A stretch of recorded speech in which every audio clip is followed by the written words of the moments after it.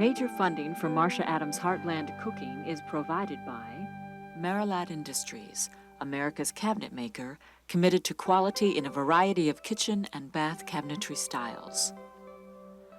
By Maple Leaf Farms, a symbol for ducklings and frozen entrees, chef quality you can count on. By Souder Woodworking, America's furniture craftsman with more than 50 years' experience, Sauder provides ready-to-assemble furniture for today's home and office. Hello and welcome to Heartland Cooking. You know, one reason Midwestern cookery is so fantastically rich in its diversity is because of our immigrant heritage. People in search of a new life fled to America in droves, where they could worship as they pleased, or vote for whom they pleased, or in some cases, just vote. And with them they brought traditions and food ways which have so influenced Midwestern cuisine. We're really lucky. Today's show is called Ethnic Treasures, and I'm going to show you how to make some recipes that otherwise we would not have had if it weren't for those people from other countries coming to our shores. Have you ever heard of a pasty? It's spelled P-A-S-T-Y. It's a midday meal made famous by the Cornish miners who migrated to America. It's a pie that's been folded over and has a filling that always contains hand-chopped, not ground beef. And we'll start right away on the recipe. We begin with 1 pound of boneless sirloin, and you want it cut in half-inch chunks like this. Do not use hamburger.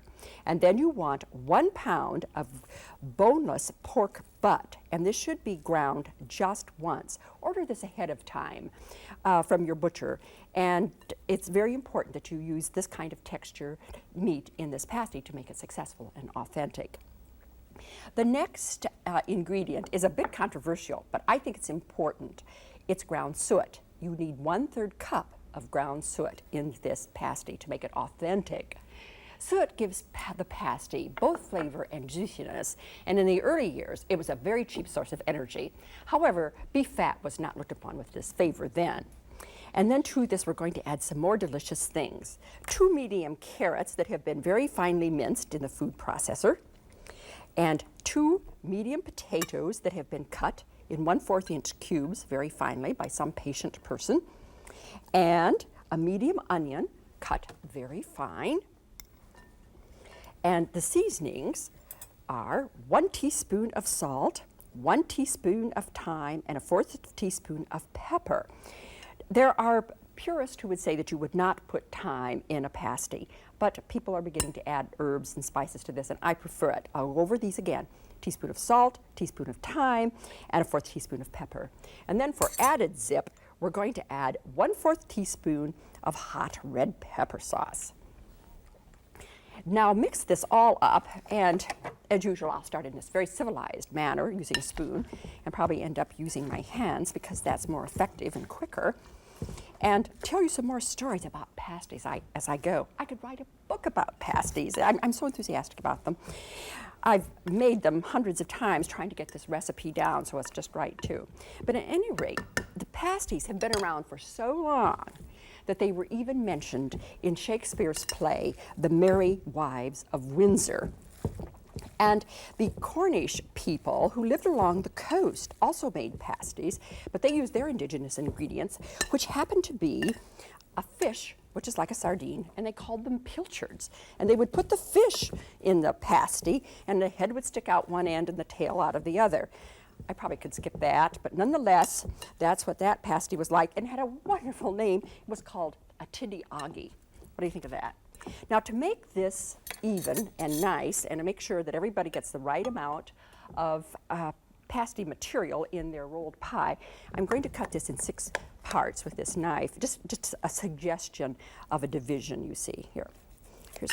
There. So everybody gets the right amount, and it does make a tidier looking dish, I think, when you do it in that fashion. Now you need a lot of pie crust for this recipe, and I would suggest you use a pie crust that isn't terribly fragile. I happen to really like a lard pie crust for this recipe. And you're going to need a pie crust recipe that uses approximately 6 cups of flour, because each individual pasty, and incidentally this recipe makes 6 pasties, each pasty requires a 9-inch round of pastry.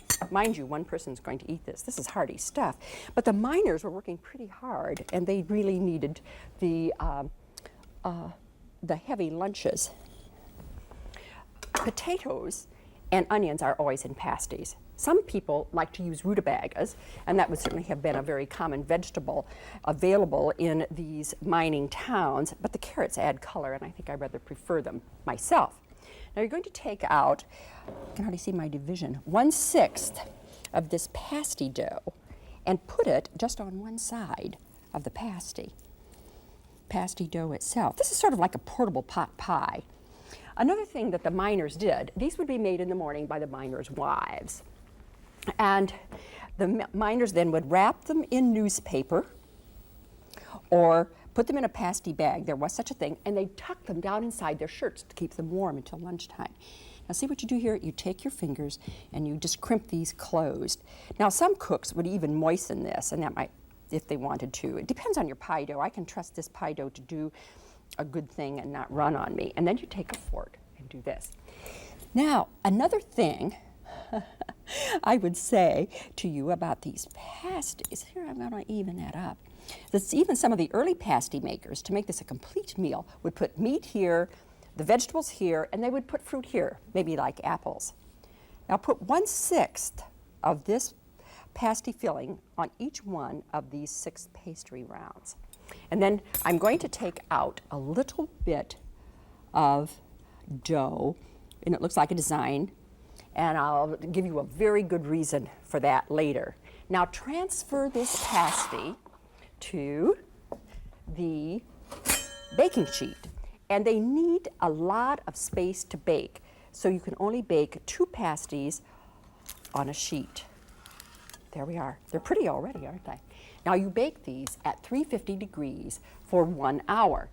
And you might start checking them at 45 minutes, and if they're getting a little bit brown, put a little piece of tin foil over them. Aha! Ooh, these smell good. I do like these so much. There we have the finished pasty. Now I'm going to give you the secret of a very nice moist pasty. The purists will just howl when they see me do this, and I know that I'm going to get lots of letters, but it makes a difference. Melt together 1/2 cup butter and a 1/2 cup of hot water, and then pour about 2 tablespoons of filling. Whoops, there it goes, into each pasty. And that's going to make it juicy. They do have a tendency to be dry. Maybe a purist would not say that. That's slopping out in a very naughty fashion. Ordinarily it doesn't do that, but of course since I want it to be perfect, there, we took care of that, didn't we? Return this to the oven, bake it 10 minutes longer. Bring it out, cover it with a hot towel, let it stand 30 minutes. Really, they are a superb dish. If you have frozen these pasties, incidentally, preheat the oven to 375, lower the heat to 350, and bake for 1 hour and 20 minutes. Start them in the oven frozen. Now, sometimes these pasties were heated on a shovel over the candle that the miner wore on his hat. Well, that's the end of pasty stories, but I must tell you, I've got more of them as long as my arm. Scattered about the Midwest are ethnic communities that really are keeping alive wonderful, fine food traditions. You're apt to find them in larger cities where the immigrants congregated to find work. In Cleveland is a Slovian community comprised of Yugoslavians, Croatians, and Serbians who simply love good food. At Noson's Bakery, we had a chance to see a very traditional bread, poticia, being made. Noson's family bakery is known for its Slavic specialties and is one of the very special places that helps keeps these treasured heritage recipes alive. Joe Noson comes in every night at midnight and works all night, then goes home at 2 in the afternoon. One son works with him and his wife as well. It was Easter time when we were there, and the bakery was turning out these Paschal lamb cakes by the hundreds. They're used as centerpieces at the Easter dinner table. Joe makes his own parchment paper frosting cones and pipes on the frosting and creates the frosting flowers too. You can see he has a lot of practice. Another popular confection at Easter are sugar eggs, and inside are miniature Easter scenes. These have such a high sugar content, if you wrap them tightly, mice and children have been known to nibble on them, they'll keep and can be used for many years. One of the favorite ethnic breads made at Nosons is poticia, a well-known yeast bread from Middle Europe. It's made of a rich, buttery dough and then filled and tightly rolled. It's one of those more complex breads that most cooks now prefer to buy at a specialized bakery like this one, rather than make their own. The yeast dough is rolled out very thin on a machine that's called a sheeter, similar to a pasta machine. The piece of dough they're working with is so long that it's rolled around a large wooden pin or a spool. Look at that, isn't that great? The other man is Joe's assistant, Adolf. He's been a baker for 40 years, and he remembers when bread was 9 cents a loaf. Look at that dough, will you? The dough is further stretched and prepared for its filling. I noticed that most of the equipment at Nosons has a well-worn look to it. You can tell 2 generations of bakers have knowledgeably and lovingly prepared these traditional favorites for years. Joe, what kind of a dough is this? What goes into it? Well, this is basically a rich bread type dough.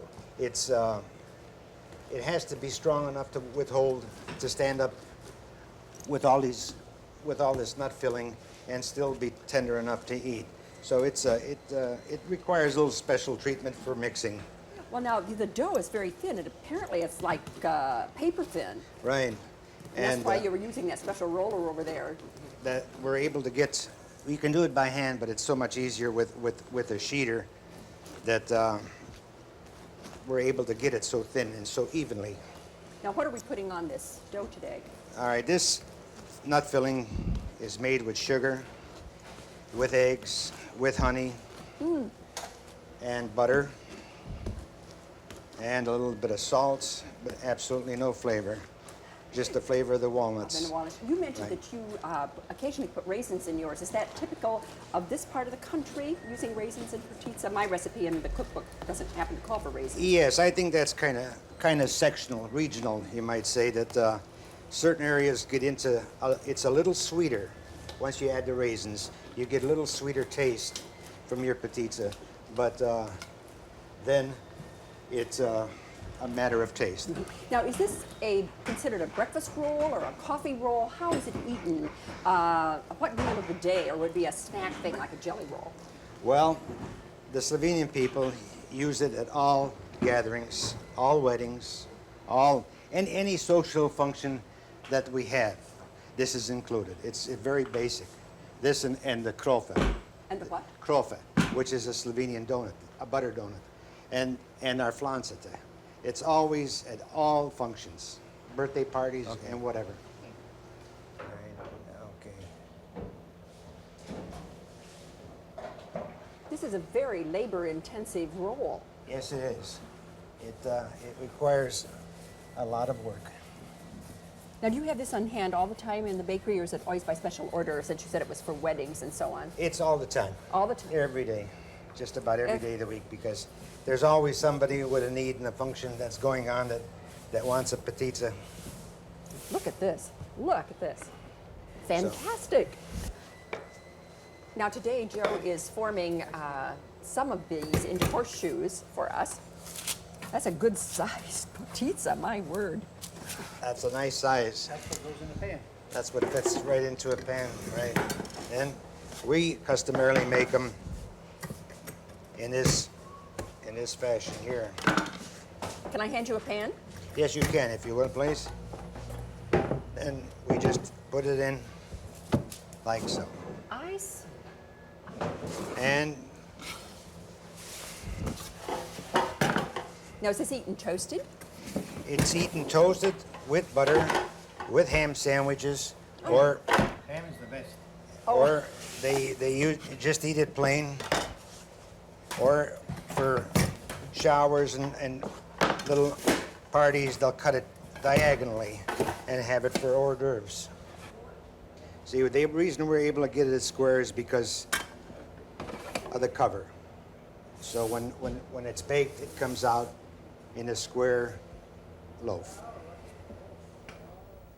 We did bring back one of these lambs and eggs with us. Who could resist them after all? This makes a darling centerpiece for the Easter table.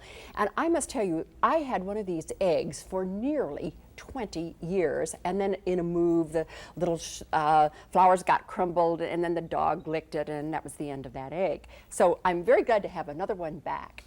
Incidentally, I'm going to show you how to make a simpler version of poticia on an earlier show, on another show, not this one. But the one thing we've noticed as we were working with these recipes and these different immigrant cuisines, that every people has a special bread that identifies them, sort of like the Slavics with their poticia and the French with their croissants, or the Middle Eastern pita bread. A new bread that I discovered, and I've fallen in love with it, while I was researching Heartland, was the Welsh saffron bread. And I first ate that in the little town of Mineral Point, Wisconsin. And you begin this recipe sort of in a series of stages, and I am going to go over that with you. First of all, pour 2 cups of boiling water over 1 cup of currants and let them stand for 15 minutes and then drain them. You can do that in the morning when you start your first cup of coffee. And then measure out a cup of raisins. I've got those here just so I'll remember them. And then you're going to want to make 1 cup of saffron tea, and this is how you do it. You take 1/8 teaspoon of saffron threads and pour over a cup of boiling water and let it cool. I want to talk to you a little bit about saffron because it's a fascinating spice. And it's actually made from the Spanish crocus. Now, it is not this American crocus that I have here, but this will help me demonstrate to you a little bit about it. Each one of the Spanish crocus has 3 stamens. You can see this one has 5, but the Spanish crocus has 3. These have to be picked out by hand and then dried. It takes 14,000 stigmas to make 1 ounce of saffron. So you see, this is a very costly spice. Fortunately, it goes a very long way. It's a very common spice in the recipes, for instance, such as bouillabaisse. You would have to have that, the fish stew of France. And I smell something burning. Just a moment. I have to go over to the oven and do something, or we're going to have scorched onions. There, took care of that. Phew, what a relief. Then, where was I? Saffron. All right, let's get back to this. These are the saffron threads. See them? Little tiny threads, and this is actually 1/8 of a teaspoon, and that's what made this intensely colored tea. Now let's get to work on the recipe itself. It's a simple, quick bread, and in the mixer we have 1/2 cup of butter and 1 cup of sugar that have been beaten for 3 minutes, the usual formula. And then to that we're going to add 2 eggs and beat them in quickly. And these days, I do want to emphasize to you, you should never buy cracked eggs, and you should always insist that they be fresh eggs. It's just a wise, prudent thing. If you live close to the country, that's never a problem. I'll beat that in quickly, too.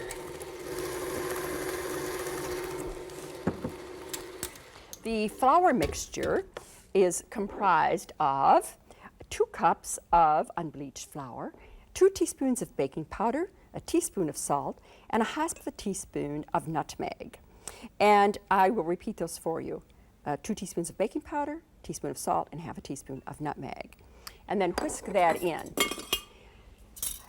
Incidentally, if you do not have saffron threads, and you can buy that at most supermarkets, you can substitute something for that. You could substitute 1/2 teaspoon of mace and 1/2 teaspoon of lemon rind and still have a very good flavoring.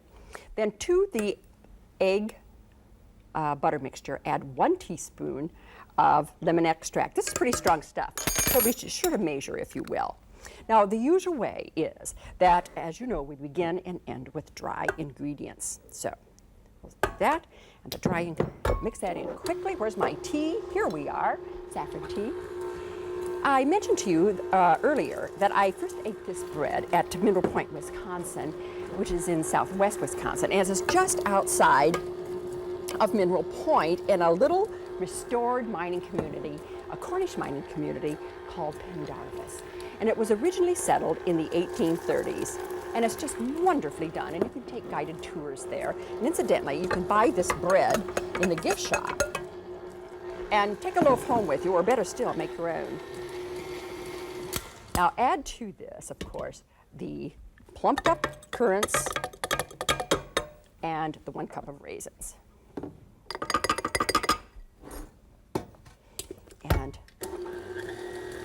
them in quickly. Now bake this in a 9 by 5 loaf pan and bake this at 350 degrees for 40 to 50 minutes. Pendarvis, to me, is a sort of a miracle place. It began to be restored by two men who lived in Mineral Point and saw the potential of showing people how Cornish miners lived in the 1830s. Cornish miners were hardy stock. They always worked they were considered hard rock miners. And you've heard that expression, the Badger State, and they call people in Wisconsin the Badgers. It came from those miners who went down into the holes that they called Badger holes. Now, bake this, as I mentioned, at 350 degrees. Now, Pendarvis has another interesting story about it. There's a street that's called Shake the Rag Under the Hill. And its favorite local tale goes this way. The name of the street came about from the miners' wives signaling mealtime to their husbands up to the mines by shaking their dish rags out the doors. Isn't that a neat story? That's what I love about food, is really are the stories. Now, I want to talk a minute about Wisconsin. Actually, I could talk a long time about Wisconsin. I'm enthusiastic about this state. It's dazzlingly green, silky, and luxurious looking, especially in midsummer. And if I didn't live in Indiana, I'd probably choose to live in Wisconsin. Among the settlers that came from abroad to farm, to mine lead and zinc, and to work in the river cities and the ports were not only the Cornish miners, but the Scandinavians who found the winters similar to those that they'd known in Europe. And the Germans thought it looked like another Rhineland, and the Polish thought it looked like Poland. So the next dish, Polish sour cream beets with horseradish, is one of those dishes. And it's an underground ethnic dish, and it deserves wider exposure. The first thing I want to do, and I'm going to have to hurry here, I've got just about 2 minutes late, is to tell you how to cook a beet, because it's really great. Bake them, don't cook them anymore in a big pot of water. That's just a mess. You want to leave on about 2 inches of stem and the root, because you want all that good flavor in there. Wrap it in foil. Bake it at 400 degrees for 30 minutes to an hour. Punch it now and then with a skewer to find out if it's done. Done. And then you just unwrap it and peel it. And it has all that juice in there. Look at that. It peels just like a blanched tomato. It's a great way to do beets. I'm going to have to move that aside and move on to the important part. I'm not so sure about what, maybe that was the important part, because you do a lot with beets. And over here, then, after you have cooked 6 beets, you want to dice them in 1/2 inch dice. And then on the stove, we have cooking already, as you well know, something here. 2 medium onions and 1/4 of a cup of butter, and that's been sautéing for about 10 minutes. And to that, we are going to add 2 tablespoons of flour and mix that in. And you want it, of course, to instantly coagulate, as it's supposed to do. But if it doesn't, I'm just going to go ahead and you're going to use your imagination that that's what's happening. And then we're going to add 2 tablespoons of vinegar. And the spices today that we have are, let me see, a teaspoon of sugar and a teaspoon of salt and 1/2 teaspoon of pepper. A teaspoon of sugar, salt, 1/2 teaspoon of pepper. Put that in. And 1/3 cup of water. Start with just 1/3 of a cup of water and see what happens. You may want to add a little bit more moisture. And then add your 6 cups of chopped beets.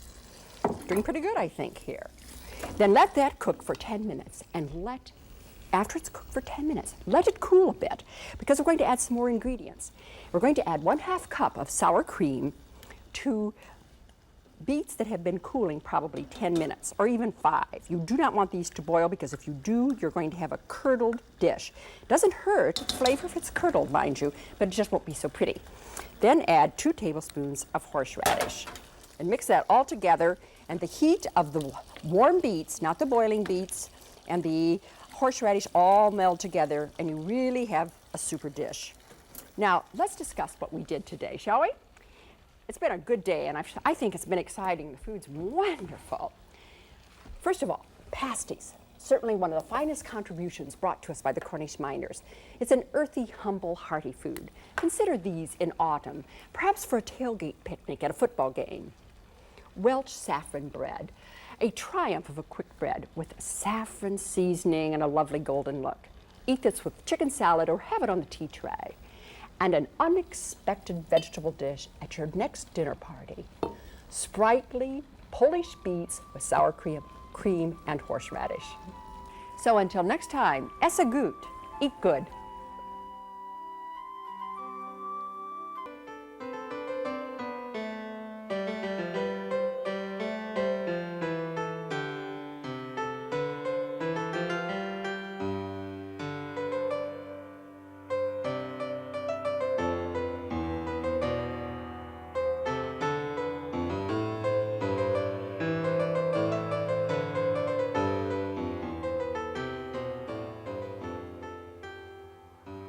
Major funding for Marcia Adams Heartland Cooking is provided by Marcia Industries, America's cabinet maker committed to quality in a variety of kitchen and bath cabinetry styles.